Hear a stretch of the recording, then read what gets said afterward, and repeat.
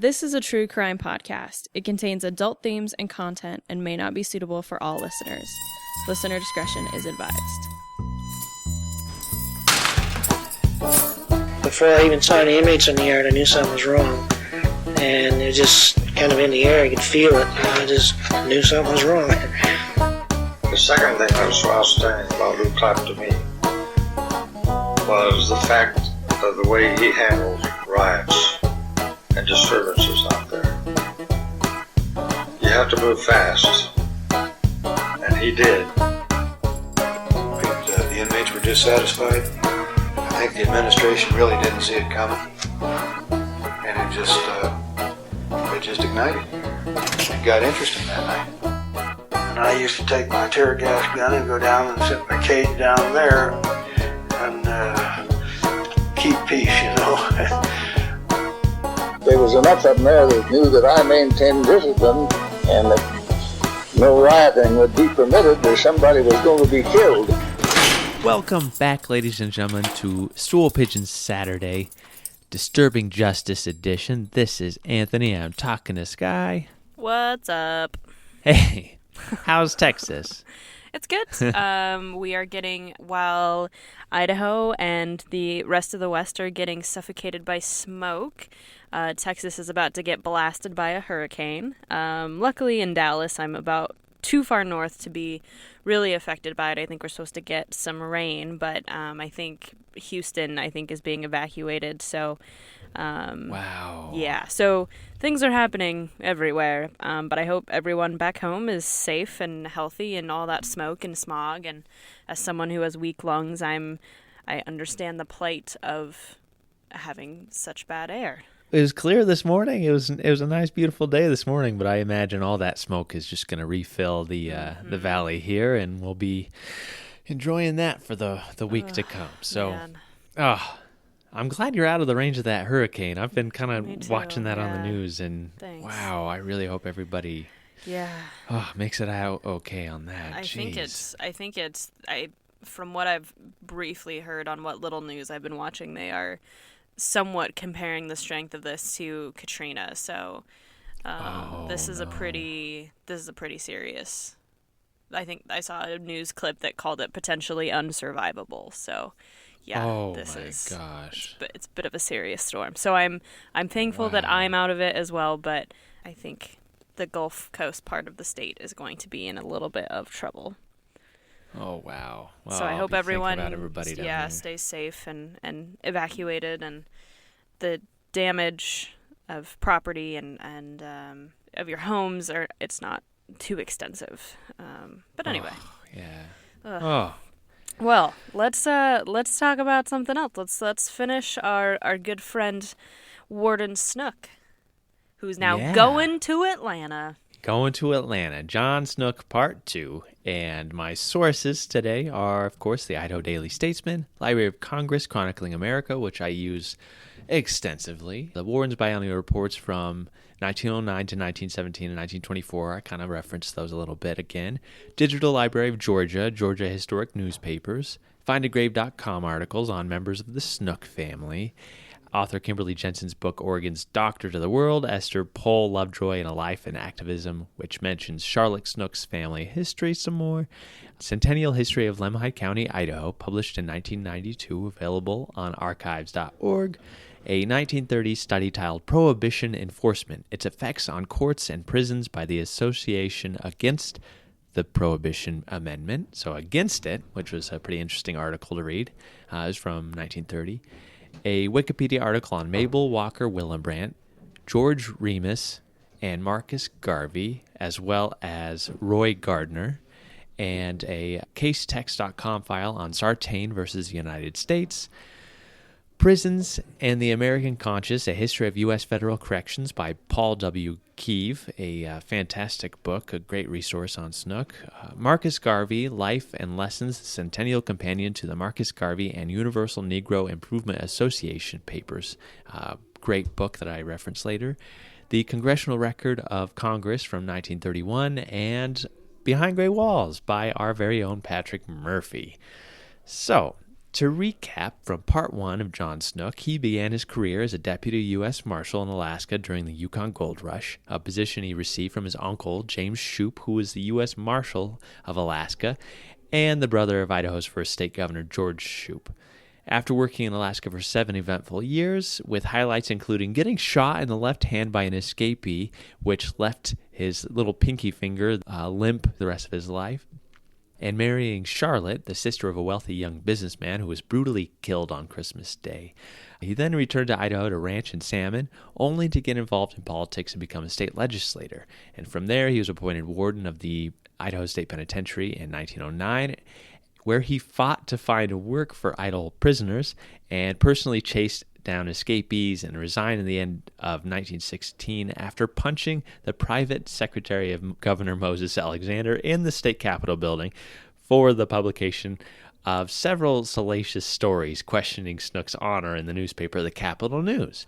And then Snook returned to Salmon and returned to the legislature, only to be reappointed as warden in 1924, when then Warden Cuddy became ill and he had to step down. And so Snook became warden of the Idaho State Penitentiary again in 1924. And then we left off as Snook was extending the prison industry system with the new T-shirt factory that was installed in the prison. And under Snook, the $20,000 loan that was used to build the shirt factory was paid off with a surplus between $4,000 and $5,000 by January 7th, 1925. Just days before he resigned and became the warden of the Federal Penitentiary in Atlanta, Georgia. One thing I didn't mention last week was that one of his last duties in 1924 was just like one of his first duties when he arrived in 1909, and that was to oversee the hanging of a prisoner named Noah Arnold on December 19th, 1924. And Noah had a long rap sheet admitting to several murders throughout his career, and the last of which occurred during a robbery in Hope, Idaho during the summer of 1923. And we will get into his case and the horrifying details of his hanging in a future episode. So let's get to the history of the Federal Penitentiary in Atlanta. So, he began his duty on January 15th, 1925. Now, to go back, we discussed how lawful good John Snook was. He always strived to be completely honest and by the book in every operation he undertook. If he read a bill that was vague in language, even if it was by his Republican partners in the legislature, he would refuse to vote for it until they specified everything and made sure every tax dollar was paid to the last penny, and stretched as far as it could go. His reputation preceded him. The federal government needed someone of his ilk to correct and redirect their efforts within the federal penitentiary system. As you'll hear from his sons in this oral history clip, after his death, Warden Snook had one of the best fiscal records of any state warden. Well, then how did Grandpa from the Idaho State Penitentiary, how did he get to become warden of the Federal Penitentiary of the East? Because he had the best record of all state wardens. And so what was the background of that? So they asked him to come down to Atlanta. Do you remember who asked him? Much higher wage. When you say he had the best record, in what? In managing the budget? Yeah, managing the prison. Didn't have escapes.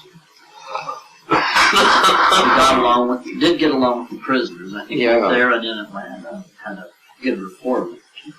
In 1891, an act called the Three Prisons Act was passed, creating the federal prison system that led to the creation of federal institutions in the West at McNeil Island in Washington, in the Midwest at Leavenworth, Kansas, and in the East in Atlanta, Georgia. And prior to this act, federal prisoners were held in state penitentiaries, but those quickly filled up. The Federal Penitentiary in Atlanta, Georgia opened in 1902 after completion by prisoners who both quarried the stone and built the institution, just like here in Idaho. In 1903, the prisoners were sent outside to build the massive concrete wall that surrounded the institution, and it's still an active prison today. It's known as the Big A to prisoners. If you look at a photo of it, you'll see this classical cathedral look to it that's meant to make arriving prisoners feel tiny, meager, super small. And now, for those of you who don't know, the difference between a crime that lands you in a state penitentiary versus a federal penitentiary depends on the crime itself and where it's committed. So federal crimes included crimes committed on federal property, such as breaking in a post office and stealing packages, counterfeiting, tax evasion, or crimes that cross state lines, such as kidnapping, sex trafficking, or drug trafficking. Individuals are charged in a federal court with prosecutorial aid by federal agencies like the FBI or the Drug Enforcement Agency. State crimes are what we deal with in our normal podcast, Behind Gray Walls, like murder, grand larceny, and forgery, crimes distinguished by each state with their corresponding punishments. By 1916, there are 5 federal penitentiaries in the United States. After Prohibition was enacted in 1920, the population of the federal penitentiary prisoners began to skyrocket. According to a 1930 report titled Prohibition Enforcement, Its Effects on Courts and Prisons, the year 1920 saw over 5,000 prohibition cases, or roughly 15% of all federal cases relating to prohibition. And by 1928, there were over 58,000 cases, roughly 66%, meaning 2/3 of all federal court cases were related to prohibition by 1928. Federal penitentiaries were being filled to the brim, and many federal prisoners had to be housed in local jails. It got so out of hand that in 1929, the superintendent of federal prisoners named Sanford Bates stated, quote, "The United States Prison Bureau today does not know how many federal prisoners there are in county jails. An effort is being made to find out, but with the present personnel, there is no prospect of their being able to use the knowledge, even if obtained." So they had so many prisoners, they didn't even know how many were being housed where. It was just crazy. It's such a weird law that was just basically passed by a religious majority. And I mean, if you think about how many people you know today who drink, it's the majority of people, and how many of us would have a hard time giving that up if it suddenly became illegal. I mean, you know, I have a lot of opinions on prohibition. It's fine. It was a dumb law. Yeah, it brought about organized crime and gangs because of, the black market value of liquor. Right. Well, and I mean, just like everything else, when you make it illegal, it doesn't make it go away. It just makes it more dangerous and creates a whole new dangerous system around the country. So it just, it's fine. This whole underground network sprung up. And, we've talked about prohibition in a couple episodes previously. It was lucrative, and people could make millions with bootleg liquor. Yeah. And with all the money coming in, it's not long until overworked and underfunded authorities begin to get involved into this racket. They accept bribes to look the other way. This dream of these teetotalers and prohibitionists, it was backfiring. Crime was supposed to go down. Husbands were supposed to become moral. Society as a whole was supposed to improve without the menace of intoxicating liquors.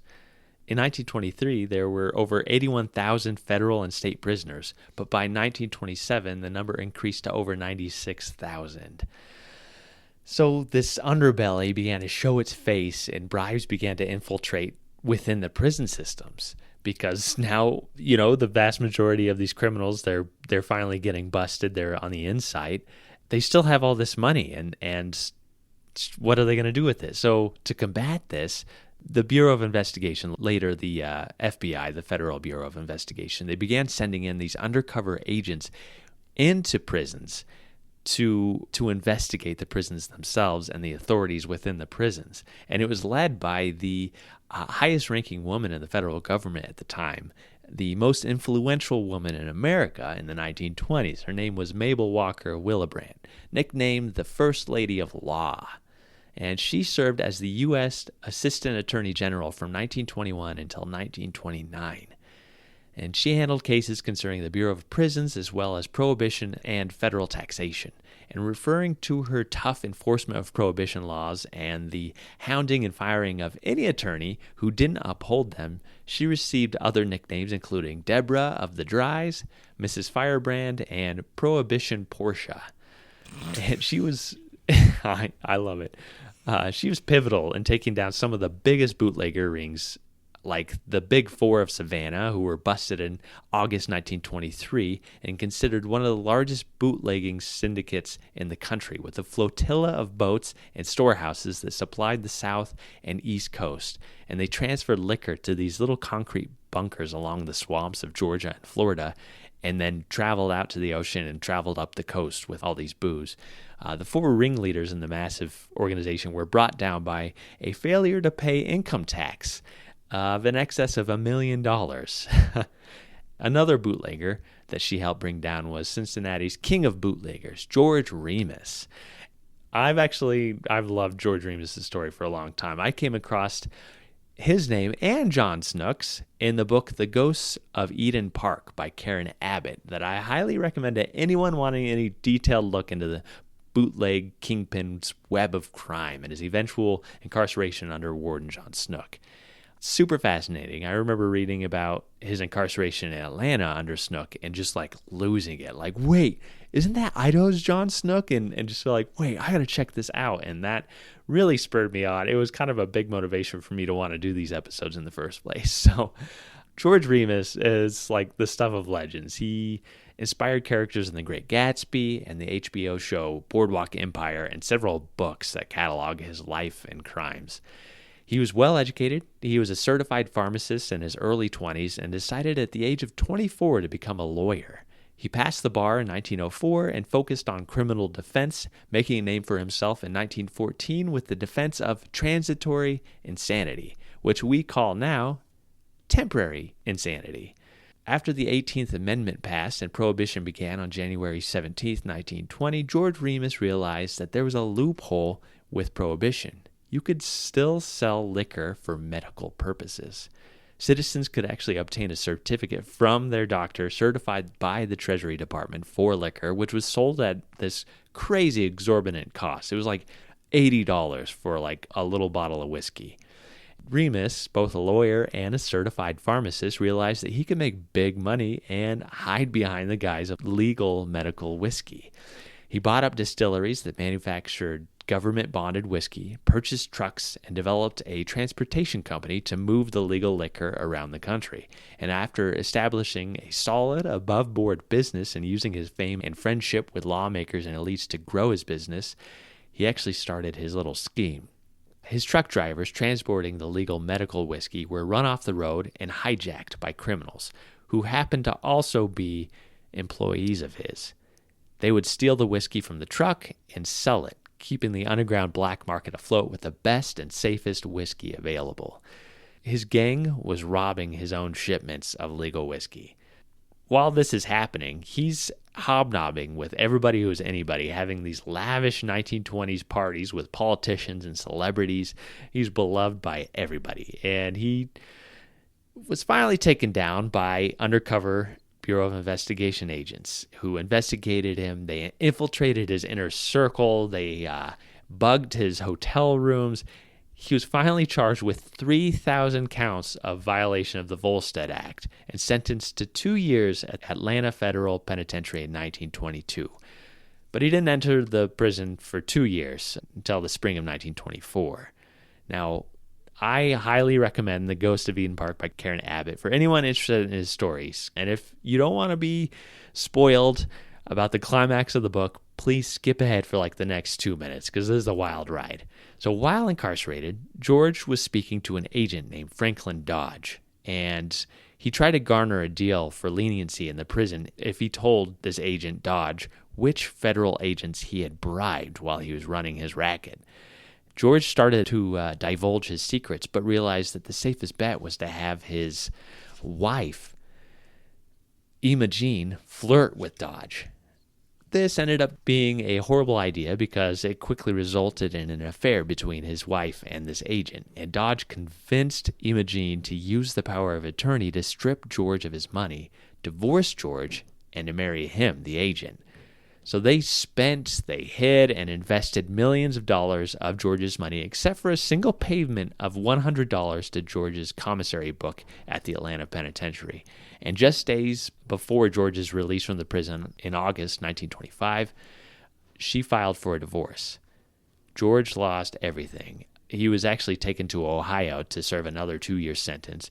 And upon his release from there, he had to finalize his divorce. And on his way to court on October 6th, 1927, to finalize it, George spotted the cab holding his wife and told the cabbie to chase the vehicle. They sped through Cincinnati's Eden Park and forced the other cab off the road. And George jumped out of the car, grabbed Imogene, and shot her in the abdomen. She died from this wound, and he was brought up for trial where he defended himself. He was a lawyer, and guess what defense he used?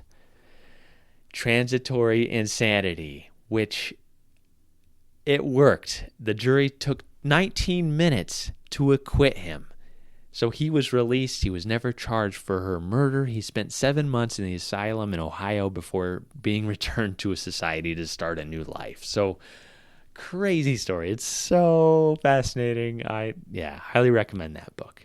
Now, it's hard to imagine how alluring a little bribery and added favors were for authorities who were frankly not paid enough to defend a law that many of them didn't even believe in or in some cases follow. Police officers were going up against well-armed gangs led by men like Charles Lucky Luciano, Vito Genovese, and Al Capone. If one bootlegger went down, another would pop up in their place. And when these criminals got busted, they still had mountains of wealth to sway the game in their direction. So Warden Snook, he's stubbornly honest. He's steadfast in upholding the law and had an uphill battle when he got a call asking him to replace Warden Albert E. Sartain at the Federal Penitentiary in Atlanta. Here's what happened with a former warden. Albert Sartain was appointed warden in Atlanta in 1923, a bump up from his position as a sheriff in Ohio. Sartain, like Snook, was active in local Republican politics. He was appointed by Willibrand's boss, Attorney General Harry Daughtry. The population of the penitentiary was nearly double the intended capacity, making the enforcement of the silent system that had ruled the prison for over 20 years impossible. Sartain oversaw the construction of a new water pumping facility and a power plant to maintain the prisoners. As the warden, he was dealing with some of the biggest bootleggers of the time, like George Remus. Remus attempted to sway the new warden and his administration with money to receive favors like having Imogene visit his private cell regularly to clean the cell and make his meals. I bet that's what she's doing in there. If you read the book, actually, that he was a little too depressed most of the time to, have a different sort of visit. But, this is fairly minor, I'm going to say, compared to what happened next. So more and more bootleggers flooded in, and Sartain was willing to make life comfortable for them at a price. This came to an end when 7 bootleggers entered the prison along with a money advance consisting of $1,500 from each. So Sartain received $10,500 in all. Any guesses how much that is today? I'm going to say that is $500,000. Oh, man, $198,581. Yeah. Okay. Yeah. And so they were paying for special treatment, including catered meals, specialized living quarters, and even special weekend trips outside the prison to enjoy the nightlife that Atlanta had to offer. They were getting checked into hotels and throwing these lavish parties right in Atlanta. And Sartain even took them out on a personal hunting trip with him at one point, which is just crazy. His personal chauffeur was one of the members of the infamous Savannah rum ring that I told you about in Florida. And Willibrand had actually sent in agents to investigate and uncovered via this chauffeur this whole scheme. And Sartain ended up resigning less than a year into his position and was soon brought up on charges of conspiracy and bribery. It was discovered that most of the prison administration were taking bribes from many of these prohibition inmates.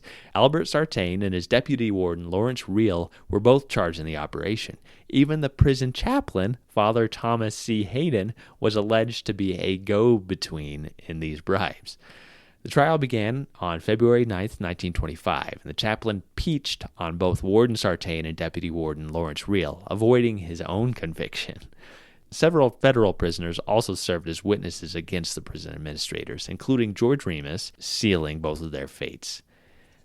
The verdict was rendered on February 20th, 1925, and Albert Sartain actually entered the penitentiary as number 24207 2 years later on February 28th, 1927, sentenced to a year and a half in the institution for the crime of conspiracy to accept and receive a bribe.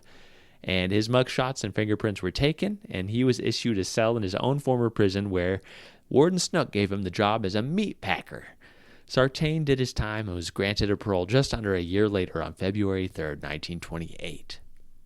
Now, in 1925, after the conviction, the prisoners that took the stand were moved for their own safety for breaking the convict code and sent to Clark County Jail in Athens, Georgia, where they were given more liberties than the prisoners at the Federal Penitentiary. Warden Snook did not like that they were given preferential treatment for their bribery and their own protection, and he actually contacted the Attorney General and requested that they return to the penitentiary. Remus apparently bet another bootlegger named Har $100 that they wouldn't have to go back to the penitentiary. But by mid-June 1925, Remus was out $100 as they returned to the prison under the new warden. They were not going to get any special treatment under Warden Snook. So, as we've mentioned in Idaho, Warden Snook's ability to save and raise money for an institution was brought up in a hearing. I mean, he was well known for this. And Assistant Attorney General Willenbrandt brought it up on February 17, 1925. She discussed the population increase at the federal prison from 2,500 inmates in 1924 to over 3,000 in 1925. She said, quote, "In the last 4 months, that increase has been at a greatly accelerated rate. In the last 2 months, the prisoners have been coming in carload lots in great numbers. That is one reason for the need for an increase in the maintenance appropriation." Later she said, quote, "The further reason that we now come before you and ask for this definite increase in appropriation is that we have got the prison reorganized. It is in the hands of an experienced prison man, a man who has been warden of an institution for years past and has for 12 years the record of running his institution on an economical basis. He took over this work, you see, within the last 30 days. He took over with the appropriation almost gone. It was up to Warden Snook to get the prison into working order with over 3,000 prisoners, very little for them to do. And the appropriation was for farm animals and land, and Willenbrandt discussed the need for improved conditions, particularly in the prison plumbing, which was going downhill quickly. Now, the chairman asked how she knew Snook and how she knew he wouldn't be just like Warden Sartain. And she responded that Snook, quote, "has about 19 years practical experience. He has been a member of the Idaho legislature, during which time he served on the Appropriation Committee." Asked if that made him qualified to run a prison, she responded, quote, "I think it makes him look at the dollars and cents. His record in running the Idaho State Penitentiary was one of economy. As an example of that, I would like to call the committee's attention to the fact that he went before the committee of the Idaho legislature and asked for a loan of $20,000 to establish an industry, promising that in 2 years he would pay it back. And he had it paid back in less than a year. There are many such examples of his efficiency." Then the chairman asked if she had prosecuted the previous warden and if she was sure about Warden Snook, and she said, quote, "I would gamble my personal reputation on his being a high-class prison official. I did not know him personally until he was appointed, but every person who was considered for this position was, under my personal direction, carefully investigated. That is, investigated by undercover examination into their past experience and qualifications as to the way in which they had managed businesses. And this man stood head and shoulders above all these applicants who could be obtained." Willenbrandt had to explain repeatedly that the appropriation request was to reestablish high-producing farmland that would feed all the prisoners at the institution so they wouldn't have to buy food for the prisoners. In the long run, making the daily cost of the housing prisoners less and saving the government and taxpayers money. She broke it down, saying, quote, "The daily per capita cost has been 26 cents. There are 2,965 prisoners to be provided for, with 2 carloads coming in. This makes $770 cost of maintenance per day. Per month, the figure is $22,127. There are 5 months yet to go, and it will cost the present warden $115,000 to maintain just the number of prisoners he took over. But I want to keep you reminded that more are coming in every day. There only remains $65,869 for him to use. leaving an absolutely necessary expenditure of $49,631 to maintain Atlanta without any further increase in population. So Warden Snook is in command of a sinking ship with bad plumbing and little for the men of the institution to do. This is his bread and butter. He's ready. An Associated Press article appeared in the Banner Herald in Athens, Georgia on January 23, 1925 with the line, "Idle will work at Atlanta prison under new regime." The write-up followed, quote, "As the first step in a program for improving conditions at Atlanta Federal Prison, John Snook is prepared to establish a new industry for employment of idle prisoners and to seek better housing conditions in the overcrowded prison. His second task was to eliminate all drugs, wipe out the dope ring at the prison. In an interview on January 29th, he stated, quote, "Changes in the workings of the prison will come gradually. Naturally, no one can hope to make over a system in a week's time, but I do believe that if the inmates are put to real productive work, drug smuggling, escapes, and other things a prison head fears will be eliminated to a marked degree." One such smuggling attempt actually came just a little time after 1925 when Snook discovered a box of morphine baked into a cake that was sent to a prisoner. And so he said, you know what? If this is the case, the only way to prevent more smuggling is to stop allowing gifts inside the prison. And he actually started to force families and visitors to buy their loved ones items from the prison commissary instead.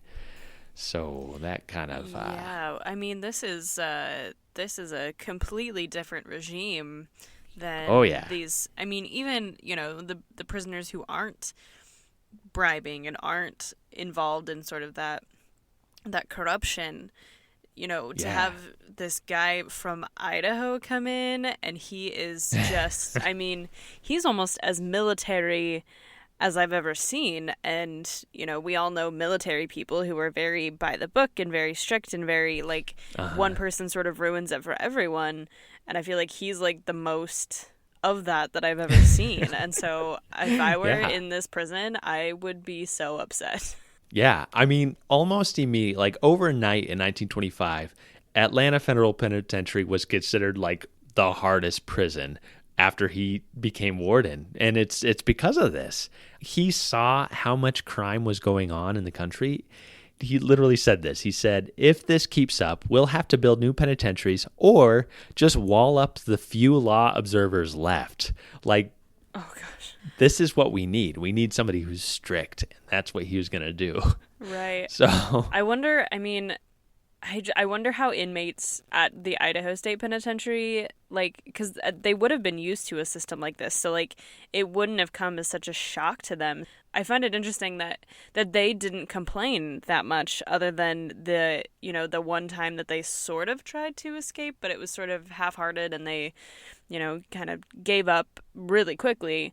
Yeah. But there wasn't complaints really at all from them, which I find really interesting, because I'm probably getting ahead of myself here, but I'm assuming that the inmates in Atlanta are not happy about these changes. He was strict and by the book, but that gave prisoners an idea that okay, he's going to treat me fairly, and that was it. And throughout his whole life and his whole career, it seems like that was the case. He treated everybody equally. He didn't even matter. So he's got all this pressure going on. And then right here at the beginning, on July 15, 1925, he actually has another son, Quentin. Charlotte gives birth to another son in the warden's residence, and John calls Quentin a true Georgia cracker. So, I mean, he's got all this pressure of reorganizing this institution, and now he's got a little baby at home. And what's the age difference between his oldest and Quentin? His oldest was born in 1904, so it's 21 years. Yeah, that's a full adult difference. Yeah. Wow. Good for Charlotte, absolutely. is what I have to say. But they had a lot of trouble in the Atlanta Penitentiary, and they made an undercover investigation of the wardens in the United States, the FBI, and the warden of Atlanta had been indicted, and an agent of the FBI was in charge at the time. And the Attorney General of the United States, because while Cal Coolidge was president, Attorney General Sargent called me up and asked me if I would come to Washington for consultation with reference to taking over the wardenship of Atlanta. And I did, and I was appointed there on the 15th, I think it was the 15th of January of 25 as warden of Atlanta. On the 15th of July of 1925, my son Quentin was born in the warden's residence in Atlanta. Oh, for his sake. This season of Behind Gray Walls, Disturbing Justice, as well as the Disturbing Justice exhibit, were made possible by the Boise City Department of Arts and History and the National Endowment for the Humanities. We would like to thank them for their generous support. So like Idaho's prison newspaper, the Wall City Bulletin and the Clock, the Atlanta Federal Penitentiary had a prison newspaper that began in 1912 called Good Words. And it was written, printed, produced by the prisoners. And when Snook arrived, the ex-governor of Indiana, named W.T. McCrae, who was serving a sentence for the crime of misuse of the mails, actually edited the newspaper and wrote an article about the new warden, talking about his work in the Idaho legislature as warden and as deputy marshal in Alaska. And my favorite line from this, I could only find a reproduction of this article in the Jackson Herald from February 26, 1925. And it stated, quote, "Though a disciplinarian, he declines being headlined as a two-gun warden. In fact, he said, a prison is a melting pot. After parents, society, and the courts have finished with a man, he is sent to us to salvage the good in him if we can. The day of brutality in prisons is over. As for myself, I believe in the old saying, you can catch more flies with honey than you can with vinegar." That's what's so exceptional about him, is that he does command this respect and he does really crack down, but he doesn't do it in a violent way.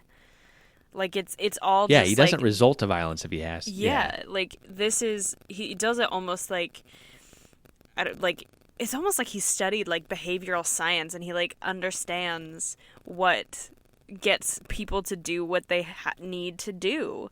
I think it's very hard to find people who are able to keep order and who aren't in some way violent, whether it's physically or otherwise. And so I think it's that's very, I mean, just like we've been talking about, I think a very unique quality of his. He dealt with some of the worst in Alaska, so he can deal with anybody like anywhere else. You know, particularly because now he doesn't have to go chase them down as criminals. He just has to hold them in place and then provide them opportunities to better themselves. And that was his whole motivation. But, you know, this honey treatment, it's not always effective. One man that Snook had to deal with was this guy named Roy Gardner. And Roy was a lifelong criminal. He worked as a gun runner during the Mexican Revolution until he was captured and sentenced to death by firing squad in 1909, only to escape from the jail with his life and return to the United States. In 1920, he actually robbed a U.S. mail truck containing cash and securities totaling nearly $87,000 near San Diego, California. But he was caught just a couple days later actually burying the loot. Authorities found $67,000 of these securities buried, and he was sentenced to McNeil Island Federal Penitentiary to 25 years. On June 7th, 1920, he was being transported to McNeil Island and was near Portland, Oregon. He asked to wash his hands in this basin in the corner of the room of this train car, and the guard followed right behind him. And Roy actually turned around. He spun around really quickly holding a revolver that had been sewed into his clothing. Both officers froze and their hands up in the air, and Roy actually disarmed them. He had another prisoner grab their handcuffs and handcuffed them together. They searched the officers, pulled keys out of them, unclasped the heavy Oregon boots that were strapped to their ankles, all these prisoners in this car, and Roy actually showed the officers where his gun had been hiding. He showed where it had been stitched and placed. He told them to be quiet for 20 minutes. He stole $200 from their pockets and then walked through the train cars, kind of mingling with fellow passengers as he walked to the back and jumped out of the back of it as it was arriving at the East Portland Depot. And he was on the run. He went up to Canada, and he returned in 1921 and continued this whole trail of robberies kind of through the western half of the country, just following train cars. A $5,000 reward was put on his head, and he was actually spotted after committing a robbery on a train in California that was heading up towards Washington. And officers actually began closing in on him when he was spotted at a cafe in Washington. He was recaptured in Castle Rock, Washington in June 1921. He was like America's most wanted criminal here, and he was convicted to a second term of 25 years. While at the penitentiary, about 6 weeks, he escaped again. So he had actually convinced these 2 other prisoners that he had paid off the tower guards and that he had cut a hole in the fence. And they were out during their rec time playing baseball, and somebody hit a fly ball. And while that was happening, he yelled, "Now!" And the 3 prisoners, Roy Gardner and his 2 companions, ran towards the fence, and they actually made it out, and the officer spotted them and began shooting. Gardner was shot in the leg, but he kept running to his freedom, but the other 2 were stopped with bullets. One that just injured the man, and the other who was actually killed. Gardner had lied to him, basically to use them as target practice so that he could make his escape, which he did. He made it off of the island. Everybody was out for this man. He was actually recaptured later that fall in 1921 after a series of robberies in Arizona and given a 25-year sentence and sent to Leavenworth, Kansas. And there he said, this place will never hold me. He was given the nickname the King of Escape Artists and later sent to Atlanta Federal Prison in 1925, which was considered the toughest prison in the country, as I said.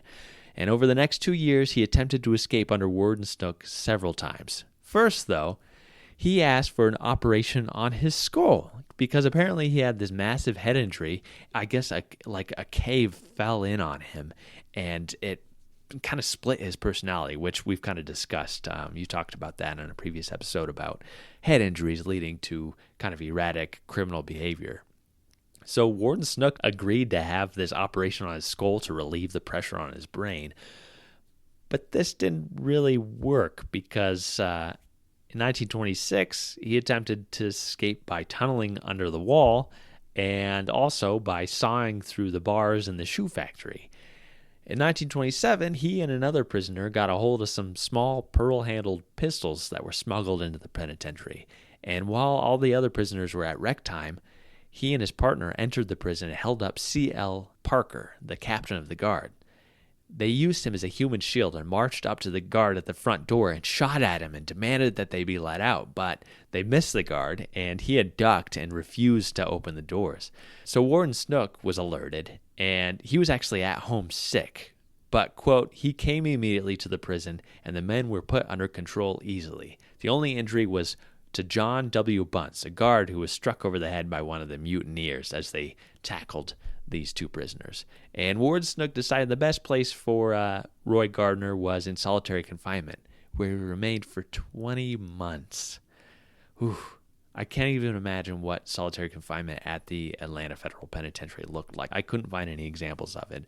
But when Roy Gardner got out, he had to be taken to St. Elizabeth Psychiatric Hospital in Washington, D.C., and he served time there, and after he kind of regained some of his composure, they actually sent him to Alcatraz to finish out his sentence. And he actually was released in 1938 and wrote a book about his time and his life of crime, and actually even wrote a movie that came out in 1939.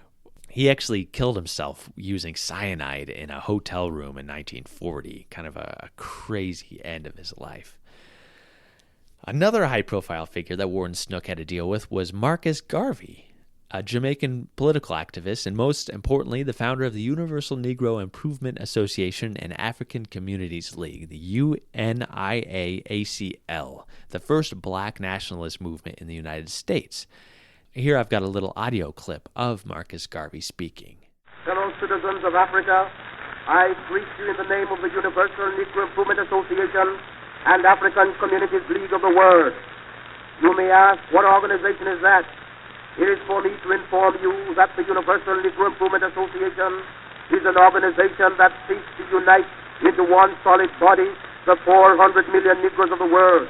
to link up the 15 million Negroes of the United States of America with the 20 million Negroes of the West Indies, the 40 million Negroes of South and Central America, with the 280 million Negroes of Africa, for the purpose of bettering our industrial, commercial, educational, social, and political conditions. As you are aware, the world in which we live today is divided into separate race groups and distinct nationalities. Each race and each nationality is endeavoring to work out its own destiny to the exclusion of other races and other nationalities.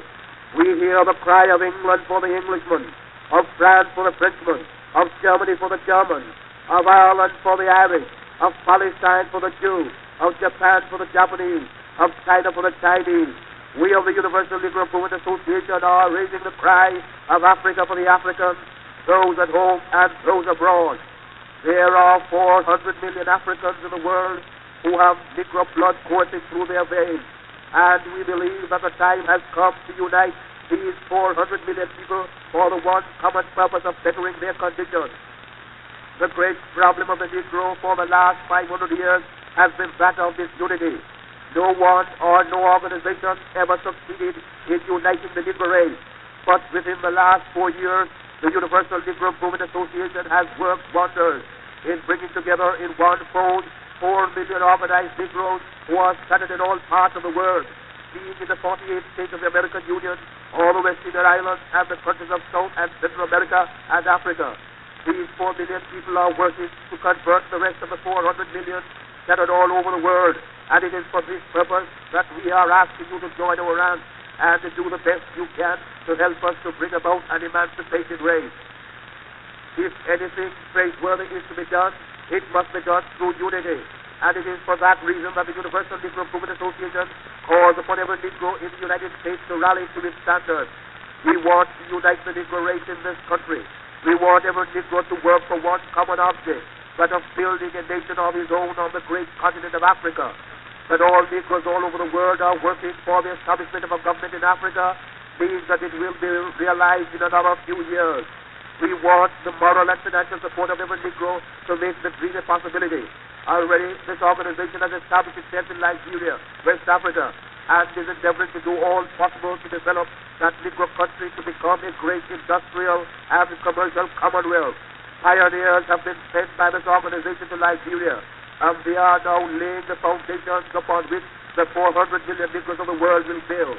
If you believe that the Negro has a soul, if you believe that the Negro is a man, if you believe the Negro was endowed with the senses commonly given to other men by the Creator, then you must acknowledge that what other men have done, Negroes can do. We want to build up cities, nations, governments, industries of our own in Africa, so that we'll be able to have a chance to rise from the lowest to the highest positions in the African Commonwealth. Marcus Garvey was centered in Harlem, New York, and he was charismatic. He called for Black Americans to be proud of their identity and believed in the separation of white and black communities, going so far as to cooperate with groups like the KKK, who wanted to create racial division in the country to provide financial and cultural independence away from white-dominated society. We studied him sort of in conjunction with overall the colonization movement. So, you know, and I'm sure you talk about it, but the idea that it seems as if there's an irony of, you know, a black citizen working in conjunction with the KKK, but it's because sort of both groups believed that blacks and whites should be separated. And so there was a whole Back to Africa movement that Marcus Garvey was ahead of, basically.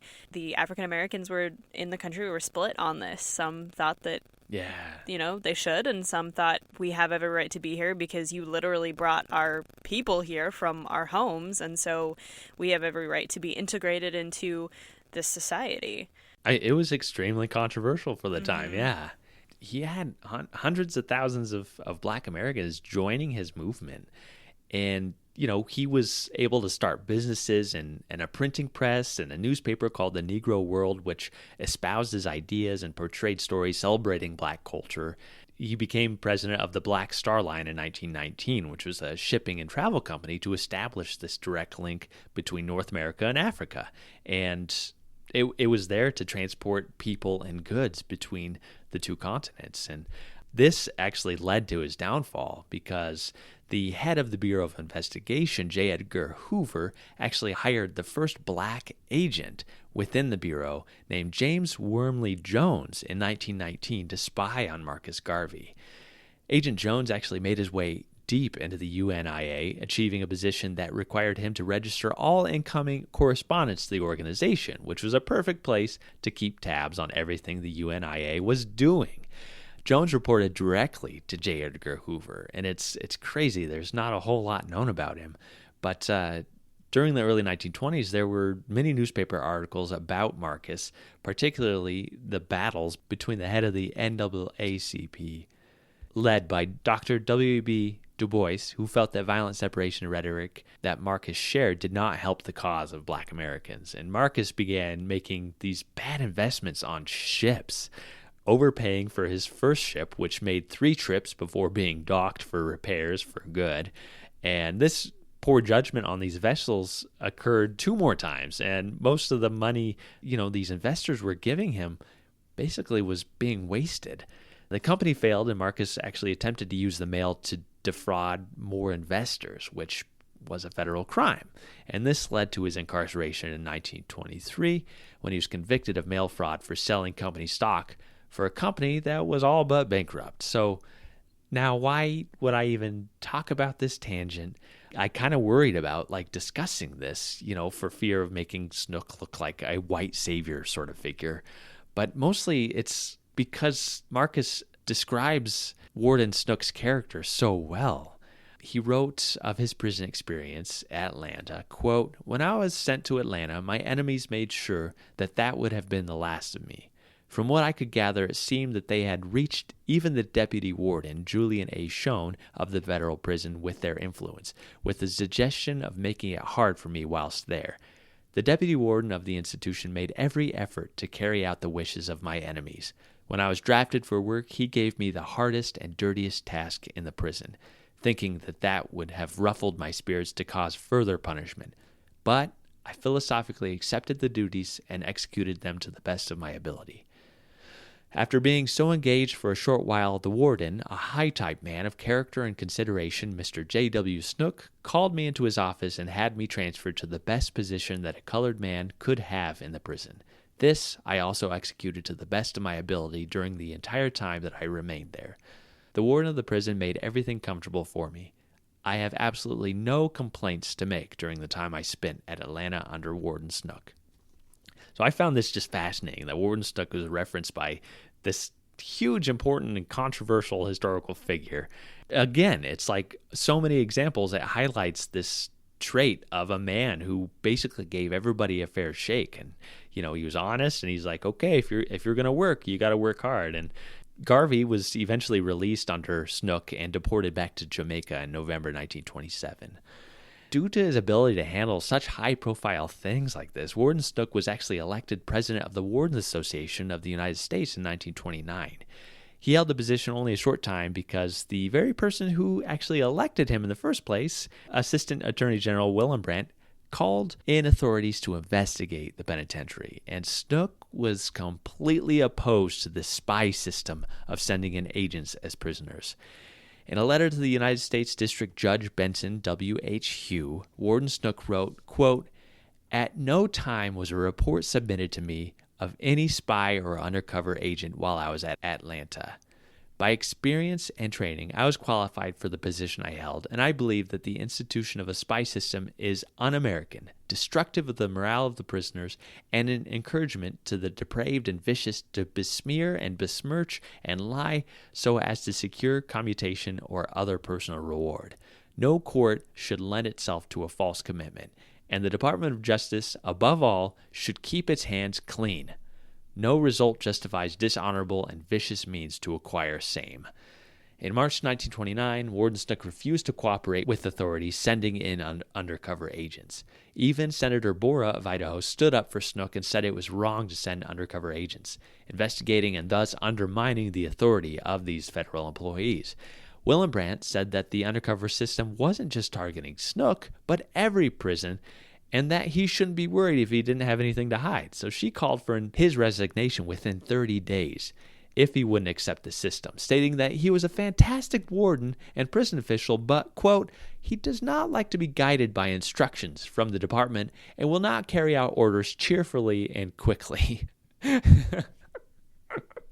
Which is just funny to imagine Snook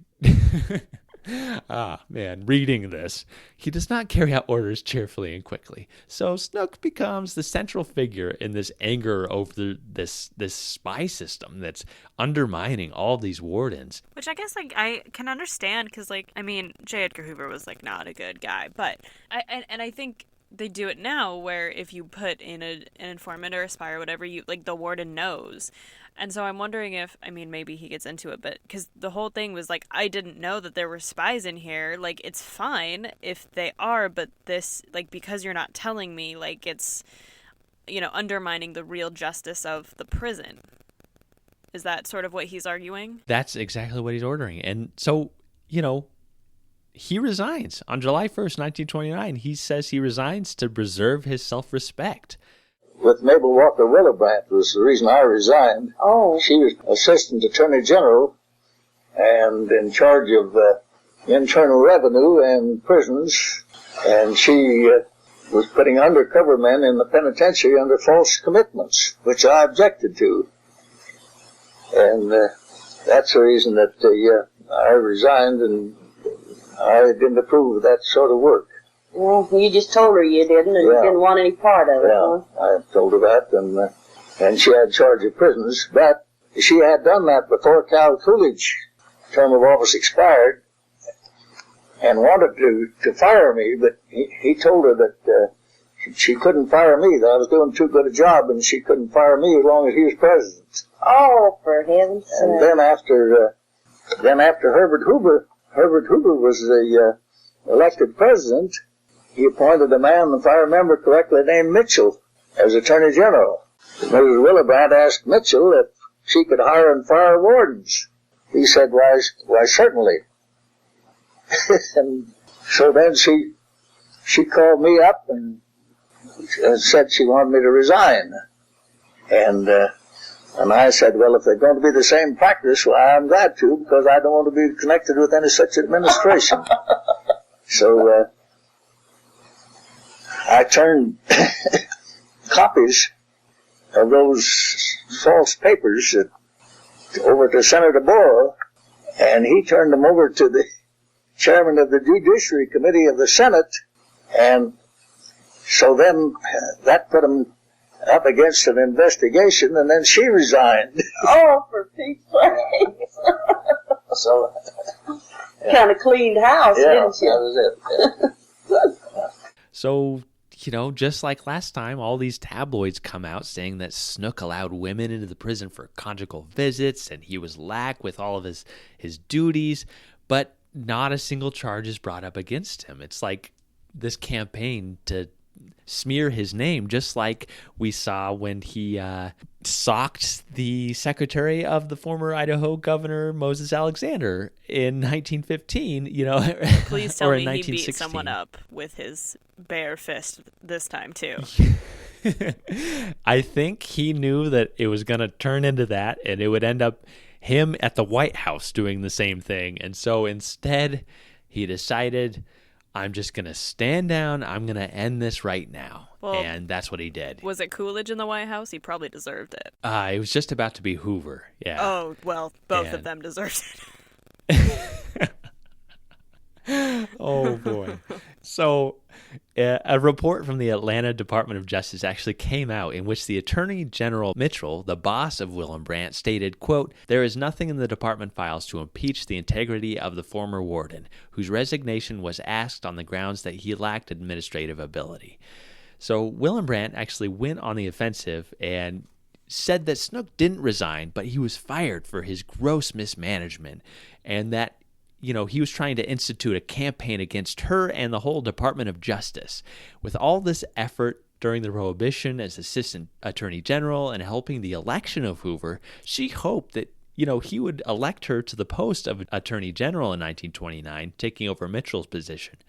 But Hoover passed her over, and she felt completely slighted by this. And I think part of it was that, like, no, this is a little bit controversial. Your name in the newspaper, leading sending these spies and undercover agents into these institutions. I feel like that might not be a good look for me as president.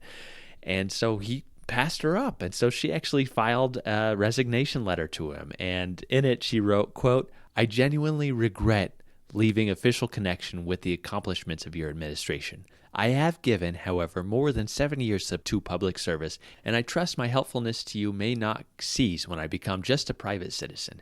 To have had a small part in your election will always be a source of great satisfaction to me, and in my own belief, the way I have served my country best. The solution of the problem of lawlessness is sure in your hands. I relinquish the prison's work with a sense of achievement in having had the Bureau made a major scientific one and having secured my friend Sanford Bates as its chief." So she resigns and actually starts working for an aviation company and kind of is successful throughout the rest of her life. Warden Snook, he goes on his own way and a whole different direction. They actually moved to New York City, where Snook actually served as a public relations man for an airline called the Avia Transportation Company. Then he became president and general manager of a health resort called the Sea Breeze Beach Club at Long Island in New York. Something else I was going to ask you. This Sea Breeze Beach Club you were talking about, was that kind of a Playboy's outfit? I mean, for rich people, or what was it? Well, no, there was quite a few wealthy people. They had no bar, there was no liquor. It was right on, the Sea Breeze Beach Club was right on the edge of the water there, and each member of the club, they paid so much to be a member of the club, and then they would come out from New York or around on Long Island, and then they would, down in the basement, there's all full of locker rooms, and there's where they would change their clothes, and then they'd go out on the beach and sit under the canopies and swim, go out and swim, and then sit there. It was just a bathing resort, and then a restaurant. They could have their meals there, but there was no sleeping quarters and there were no bar. It was just a very exclusive club. Yeah. And I don't know whether it's still running or not. I haven't heard tell of it for years. And you had to take care of the whole thing or manage it? Yes, I was the manager and had charge of it, The job didn't really keep him there long. And it sounds like such a shift in job. Like, he spent his entire career around criminals, and now he's around, like, these ritzy people who just, like, come in and eat and hang out on the beach. Like, I mean, he wasn't there for long, which I wonder how much of that was his, like, restlessness of being like, I hate this.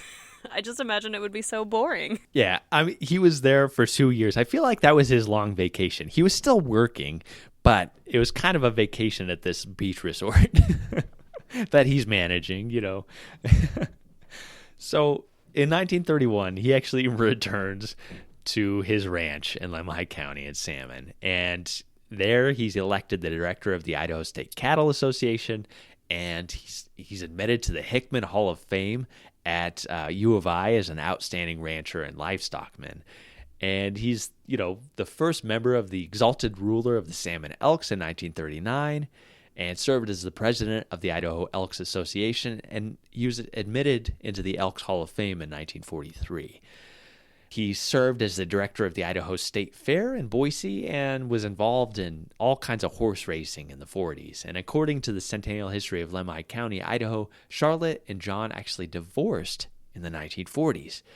But Charlotte purchased a ranch adjoining John's where she and her son Quentin operated it. And, it seems like she and John, they were always so close to each other. I couldn't find actually the official divorce papers or why they divorced or anything else, but it, I still found notes where they were like going to parties in the 40s together. So I'm not sure what happened there. I couldn't quite pin that part down. Interesting. Yeah. And, he just continued to ranch throughout the rest of his life. And Charlotte Louise Clayson Snook died on January 24th, 1970 at the age of 85, and she was buried at a cemetery in Salmon.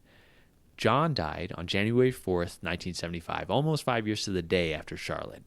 And his obituary highlighted his whole career in Idaho, and the legislator, wardenship in Idaho and Atlanta, and his achievement of being a member of the Elks Lodge since 1900, quote, longer than any other Idaho elk still living.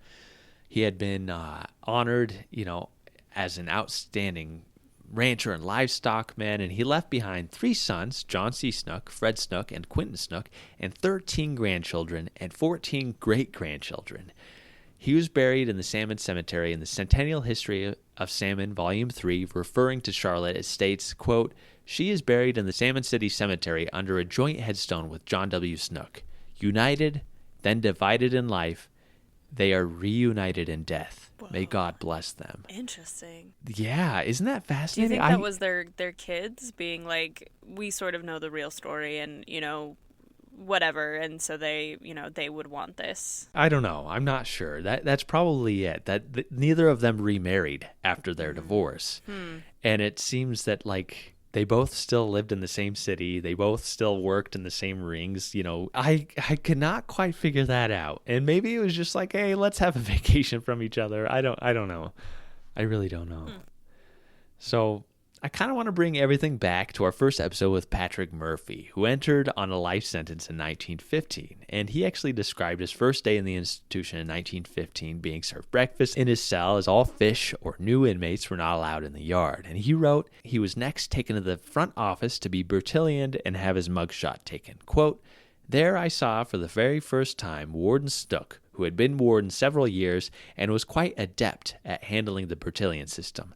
The warden himself took my height, weight, age, etc. He was very positive in his Bertillion work. He did not try to browbeat me or bulldoze me in any way. He simply asked the necessary questions in tones that a man would speak to a man. And a short time after, Murphy is tossed in solitary confinement based on the Stool Pigeon's tip that all these lifers were going to attempt to escape. And Murphy reasoned with the other prisoners and made this statement about Snook. He said, quote, but if that is what the bird thought, he was wrong in his judgment of the warden, for Snook looked at a man for what he was and not for what he had done. He would not knowingly persecute any man because he was a prisoner. After a month in solitary, the warden had me brought out to the front office. He did not speak for a minute or two, but just sat there and looked at me as if to study me. I thought, if you think I'm going to cringe or beg for you to let me out of solitary, you were mistaken. I'll stay there till moss grows on my back before I'll ask to get out. Finally, Warden Snook spoke, and his voice was pleasant. Say, Pat, he said, I believe I've made a mistake in your case. After sifting this thing out and the reports that have come to me, I cannot understand how a man with your intelligence will come here in this prison with a life sentence to do, and on a 10-day acquaintance, start telling every Tom, Dick, and Harry that you're going to go over the walls. I can't hardly believe it, and I'm going to turn you out into the yard. So after a brief back and forth, Patrick Murphy ended the interaction with, quote, Snook believed in fair play and would fire a guard in a minute if he knew he was trying to bulldoze or persecute a prisoner, for he knew that a guard that would do that was a coward, and Snook hated a coward because he himself feared neither man nor devil. And I think I want to end this episode with that quote. Wow. I think, excellent work. That was a lot of deep dives. I think that Snook really introduces a theme that we're going to see, I think, really in the rest of the riots that we're going to talk about, because I think all of the wardens who are involved in these riots, they look at the inmates as human beings. And while they may not always agree with the demands, I think they really want to give inmates a chance to show their humanity and to communicate in human ways, not in prisoner ways, if that makes sense. So I think, he is such a good example of what we're trying to do on this podcast, of just seeing inmates not as prisoners, but as people. And I think that's why he was so successful. And this was an excellent telling of his life, I think. Well, thanks, Guy. Yeah, so much detail. And I'm glad that, he's our first authority figure that we're talking about and highlighting in this podcast, because, he had such a wild, varied life. It made him such an efficient warden and administrator. I hope we see more of that in future episodes as we dive into other prison administrators and other prisoners that had to deal with these administrators from day to day. So, all right, everybody. Well, thanks for listening to my crazy deep dive into Warden John W. Snook. Do your own time. Do your own number. And we will see you next Saturday for Sky's deep dive into another special prison story. Well, thanks for listening. Bye. Bye. If you enjoyed Behind Gray Walls, please rate, review, and subscribe so others can find our podcast. If you're interested in more old Idaho Penitentiary information and to see the mugshots of the inmates featured in this episode, follow the Old Idaho Penitentiary on Instagram and Facebook. If you want to learn more about the Idaho State Historical Society and its other sites, follow ID State Historical Society on Instagram or visit history.idaho.gov. If you have a question or comment for the hosts, which we love to get, please email us at behindgraywalls@gmail.com. Your dad was warden for a long time. I noticed that most of the wardens before him and after him seemed to stay about a year. Why do you think your dad got to stay on so long? Probably because people were scared to move him.